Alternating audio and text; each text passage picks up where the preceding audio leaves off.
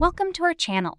In this video, we'll show you how to make a mouth-watering apple pie smoothie that not only satisfies your sweet tooth but also supports your weight loss journey. Ingredients: 2 medium-sized apples, cored and sliced, 1 ripe banana, and a half cup of rolled oats, and half cup of fat-free Greek yogurt, 1 teaspoon of cinnamon, a pinch of nutmeg, 1 tablespoon of honey, just to taste, 1 cup of unsweetened almond milk. Ice cubes optional. Terror. Wait. Before starting the video, I introduce you with Icaria Lean Belly Juice, which will help you to burn belly fat naturally in 7 days.